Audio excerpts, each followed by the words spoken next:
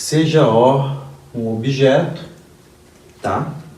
Nós sabemos então que esse objeto tem infinitas propriedades, tá? Vamos denotar cada uma dessas propriedades por P e o índice P1, P2, P3 e por aí vai, né?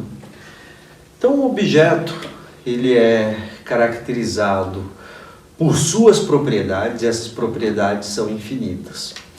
Digamos então que quando nós estamos falando de objetos, né, objetos com propriedades, nós vamos poder afirmar aqui o seguinte: o objeto O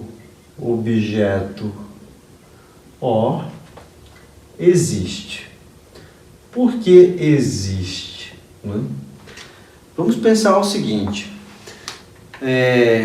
classicamente, na história da filosofia, né, lá desde dos filósofos pré-socráticos, passando por Platão, e sobretudo na filosofia medieval e moderna, há uma máxima filosófica que diz que o nada, o não ser, né? Vamos conectar aqui o nada ao não ser, né? Então o não ser, o nada, que são conceitos mais ou menos equivalentes. O nada, você não pode atribuir a ele propriedades. O nada não tem atributos, o nada não tem qualidades, o nada, de certo modo, então, é aquilo que não tem propriedades.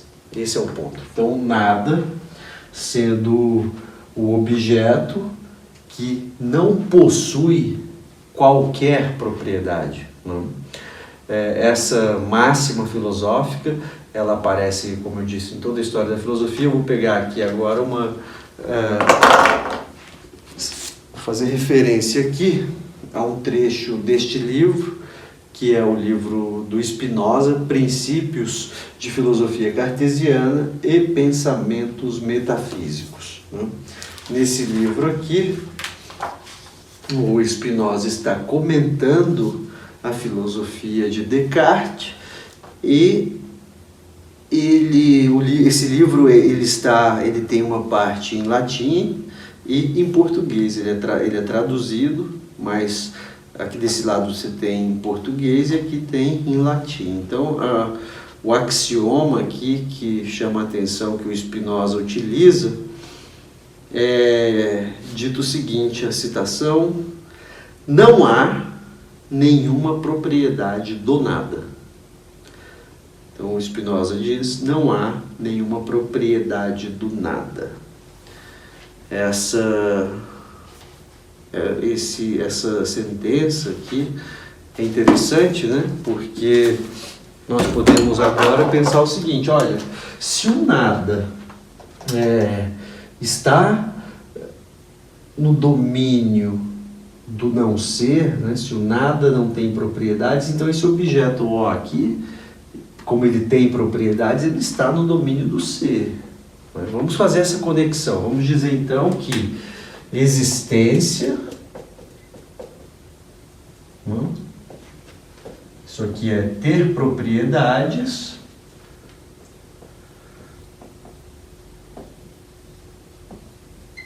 então isso aqui é o domínio do ser. Não existência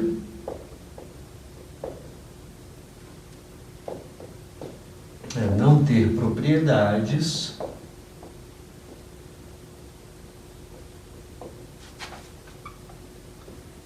isso aqui é o domínio do nada, do não ser. Bom, se o nada é o objeto que não tem propriedades, reparem que já há um problema aí nisso que eu estou falando. Se o nada não tem propriedades, o que acontece? Acontece que se alguma coisa tem propriedades, então ela não está lá no domínio do nada, né? Ela está no domínio do ser. Agora há um problema aqui, porque quando eu digo se o nada é um objeto que não tem propriedades, percebam que eu já estou atribuindo ao nada uma propriedade. O nada, digamos, é a potência máxima da não existência. Mas há aí níveis de não existência, né? Objetos, nomes que se referem a objetos que, embora esses objetos não tenham, né, propriedades concretas, eles têm alguma propriedade ali meio nebulosa, meio intermediária entre o existir e o não existir, né? Vamos chegar nisso daqui a pouco. Mas o ponto aqui é que se você diz do nada que o nada é algo, ou é um objeto que não tem propriedades, aí já mora um problema. E esse problema foi apontado já na filosofia antiga. Eu estou aqui com obras completas do Platão. Aqui na filosofia antiga nós vamos ter aqui o Sofista, né, que é um dos diálogos. Isso aqui nós temos aqui todos os diálogos do Platão. Aqui no Sofista, essa questão do não ser já aparece aqui em um diálogo que é estabelecido entre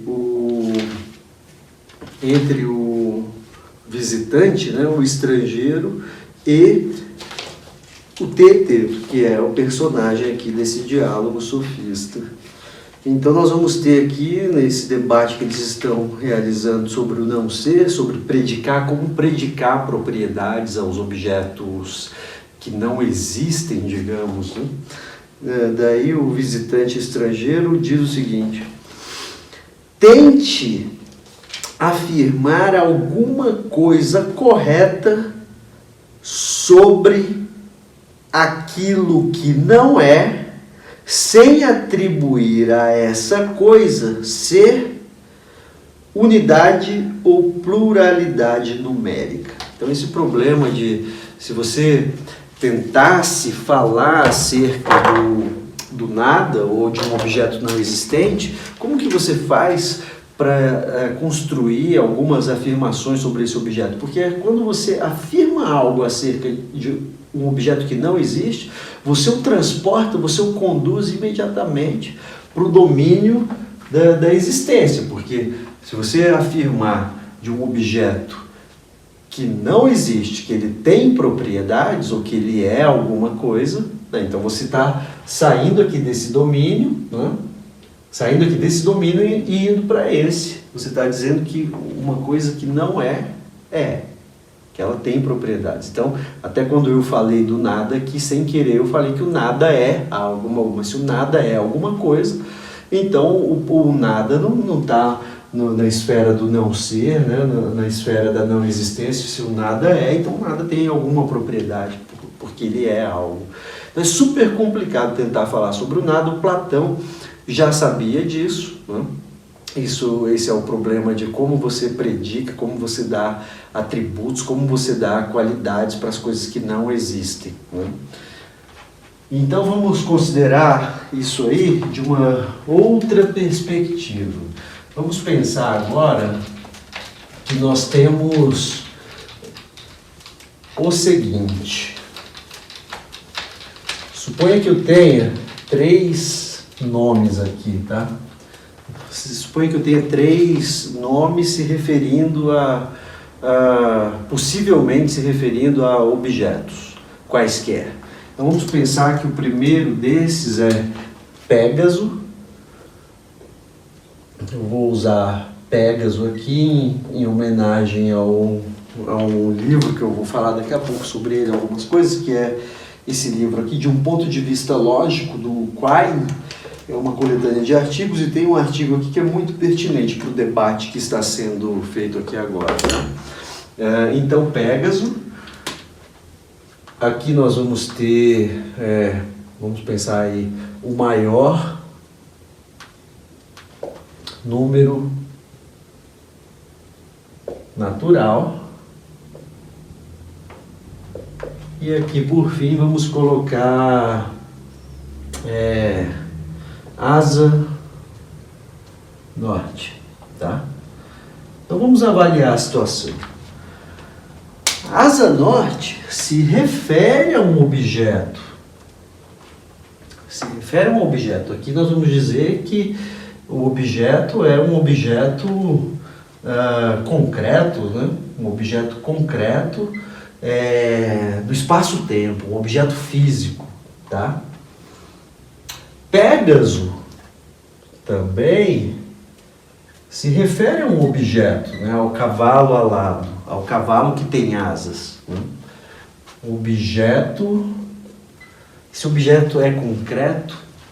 Estranho dizer que ele é concreto, porque a concretude dos objetos tem a ver com a existência no espaço-tempo, né? Que é como nós, seres humanos, avaliamos as coisas que existem. Você olha assim, olha esse quadro, olha esse apagador, você fala, pô, isso aqui existe, né? Isso existe. Agora, Pégaso, a sua tendência é dizer, não, isso não existe, isso é uma obra da ficção, mas ser obra da ficção, ser fruto da ficção, ser fruto da mitologia, dá de certo modo uma existência, mas não é uma existência como essa aqui, concreta, né? Poderia até ser, porque você poderia assistir um filme, alguma coisa, com um personagem, poderia aparecer lá Pégaso e outras figuras mitológicas ou outras figuras da pura ficção, e você teria que conceder, de certo modo, uma existência. Mas vamos dizer que Pégaso é um objeto fictício, né? Um objeto da ficção. No fundo, não importa que o exemplo Pégaso, pode ser qualquer coisa, tá? Qualquer objeto da ficção.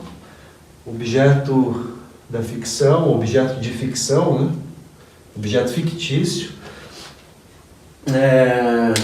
Agora, o maior número natural. Asa norte se refere a um objeto concreto. Isso aqui se refere a um objeto fictício.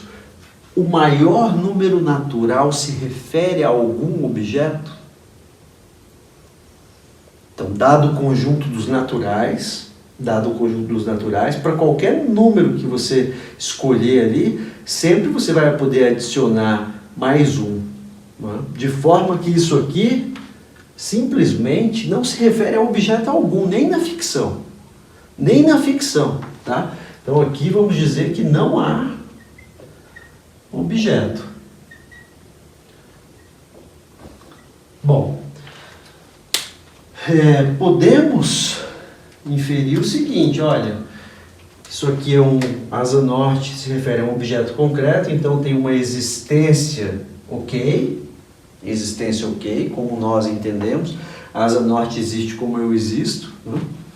Pégaso, objeto de ficção, isso aqui tem uma existência, vamos dizer, uma existência enfraquecida, uma existência suave, ou digamos, uma existência parcial, né? Agora, o maior número natural, isso aqui não há objeto correspondente. Contudo, né? Então tem 3 níveis aqui.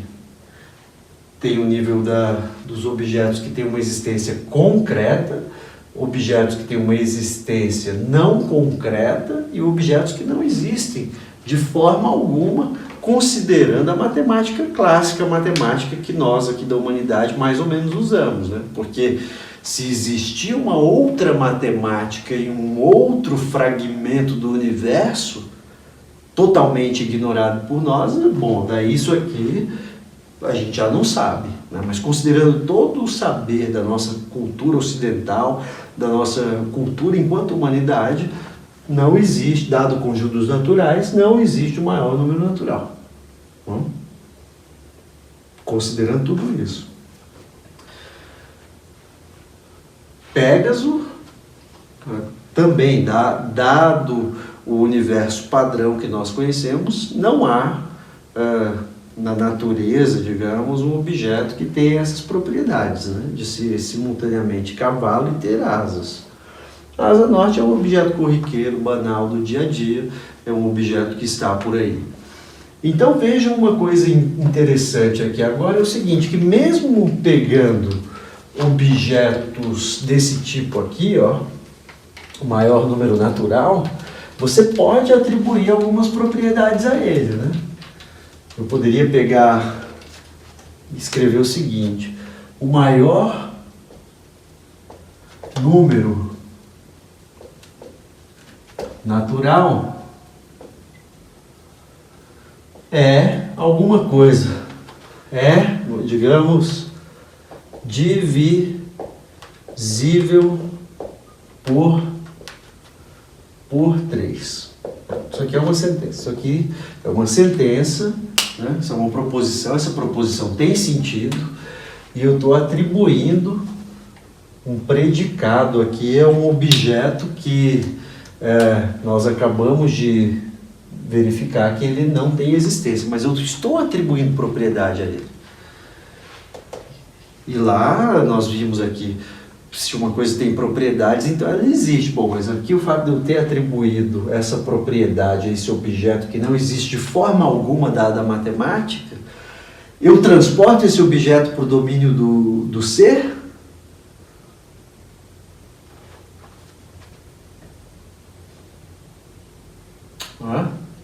Então aqui eu vou ler um pedaço aqui do livro do Quine, do artigo do Quine, que diz respeito a isso.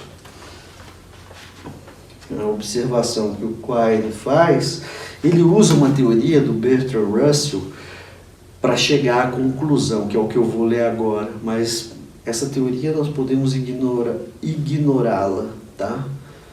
Por um momento. Mas o Quine vai argumentar o seguinte, que nós não precisamos mais trabalhar sob a ilusão de que a significatividade de um enunciado que contém um termo singular pressupõe uma entidade nomeada pelo termo. Um termo singular não precisa nomear para ser significativo. O que o Quine está dizendo é que nós podemos construir proposições e predicar, dar propriedades a nomes que não se referem a nada, sem assumir necessariamente que esse objeto aqui vai ter uma existência. Esse é o ponto aqui desse artigo. Esse artigo é muito bacana, o nome dele é Sobre o que há, né? Nesse artigo o Quine estuda o problema, o que há na realidade, o que há, digamos, também em nossas teorias, né? É esse o tema que vai ser tratado aqui.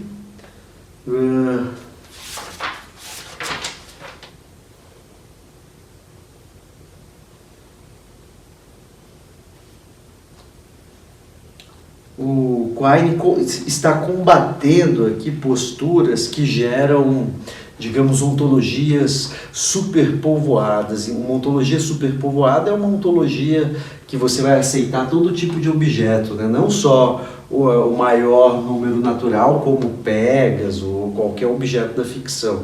O Quine ele vai querer evitar da ontologia até esses objetos, né? Porque aqui eu estou dizendo que Pégaso, ele é um nome que não se refere a um objeto concreto, mas se refere a um objeto de algum modo, né? Então você pode dizer de Pégaso que ele é várias coisas, não tem problema. O que você não pode é dar propriedades a objetos que sabemos matematicamente por demonstração que não existem. Esse é o ponto. Um objeto como Pégaso, o Quine aqui está sempre falando de Pégaso como se fosse um objeto que não existe, ele não considera que pode ter uma existência suave, né, uma existência mais fraca.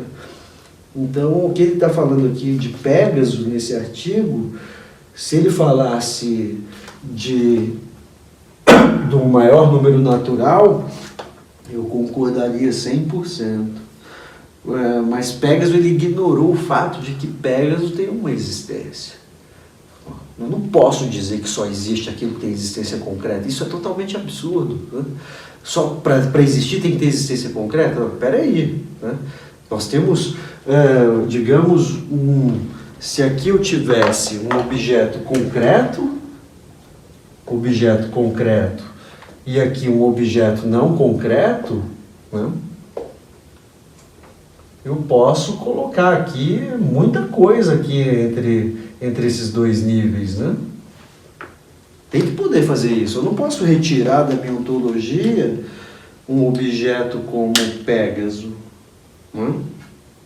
Mas eu sou obrigado a retirar um objeto com essa cara aqui, porque senão a ontologia vai ficar uma coisa totalmente descontrolada, né?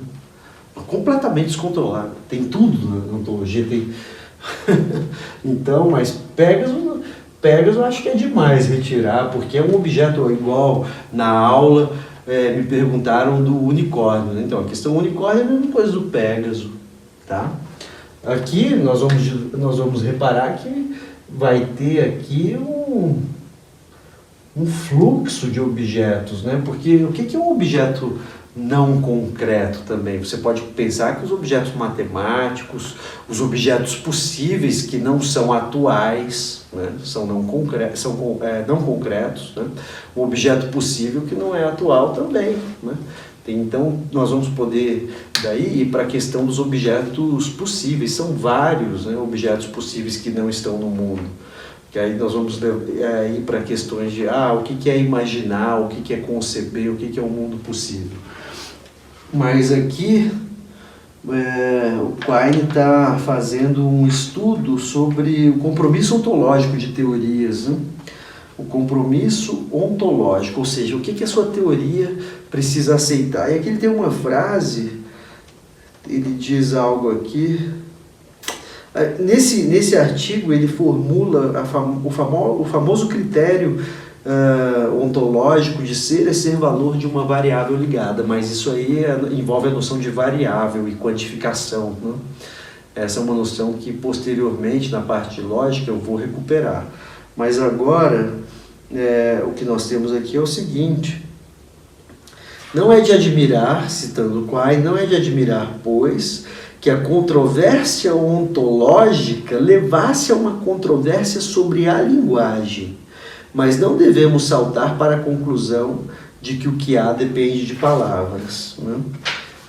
E no finalzinho aqui do artigo, eu vou ler aqui um trecho, citação: em seguida, introduzir um padrão explícito por meio do qual se determina quais os compromissos ontológicos de uma teoria, mas a questão de qual ontologia efetivamente adotar ainda fica em aberto, e o conselho óbvio é tolerância e espírito experimental. Isso aqui é um grande filósofo, né?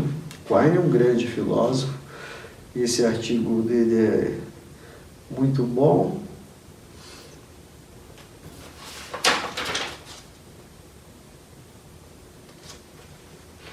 Está avaliando aqui mesmo essa situação do quando você pega um objeto do âmbito do não ser, mas aí que está, do âmbito do Pégaso não está no âmbito do não ser. Esse é o ponto, porque Pégaso se refere a algo que tem uma existência não concreta como a nossa, mas que tem uma existência de certo modo, né? Agora, se você pegasse o maior número natural, aí realmente estamos falando de objetos que não têm uma existência, nem não concreta e muito menos concreta, né? Mas voltando aqui, pessoal, nós vamos então voltar para a questão originária, né? Eu tenho lá um objeto O, esse objeto tem um complexo de propriedades, né? Reparem o seguinte: se esse objeto tivesse finitas propriedades, eu poderia retirar essas propriedades dele, né? Eu poderia retirar todas e o objeto deixaria de existir. Acontece que nós estamos dizendo que o objeto tem infinitas propriedades, né? Se o objeto tem infinitas propriedades, sempre vou ter que retirar a propriedade. Eu nunca vou conseguir retirar todas as propriedades, né, desse objeto. Quer dizer, podemos associar a existência a ter propriedades, a não existência a não ter propriedades. Então, um objeto, se for impossível retirar todas as propriedades dele, vai aparecer uma situação estranha, né? Porque o objeto, digamos, ele nunca sairá desse âmbito do ser. Né? Esse é um ponto interessante. Então, nessa aula, a questão do nada, o nada como oposto ao ser, claro, aí tem milhões de discussões sobre isso, esses problemas aqui desses nomes assim, né? Desses objetos que não se referem a nada de modo algum, né? A questão de objetos que têm uma referência não concreta, esses aí temos que pensar com muito cuidado para não cometer, digamos, uma injustiça ontológica, de retirá-los do nível do ser, né? Seria muito estranho você eliminar toda a ficção e falar, não, isso não é. Não, peraí, existência não é só existência puramente concreta, há níveis, né? Nós podemos pensar que há níveis de objetos existentes. Então aqui nós temos essa questão, essa dicotomia entre ser e não ser, né? Essa dicotomia entre ser e nada, essa dicotomia entre existência e não existência, e aqui nós vamos ter discussões várias sobre esse tópico aqui, tá? Mas a mensagem da aula de hoje era exatamente avaliar o fato de que se você tem um objeto, há uma grande dificuldade em retirar desse objeto suas propriedades. Isso nos leva à questão de saber se existem propriedades essenciais, né? Se existem propriedades, digamos, substanciais, ou se todas as propriedades são acidentais. Isso aí é uma outra questão metafísica bastante profunda que está conectada com a questão da ontologia, né? Ontologia aqui no sentido mesmo do quainiano, de responder à questão o que há. O que há. Né? Essa questão, o Quine diz, olha, o meu critério ontológico não é dizer o que há no mundo, mas o que uma teoria está disposta a assumir como existente. Né? Tem muitas questões para serem discutidas aí. É isso, então.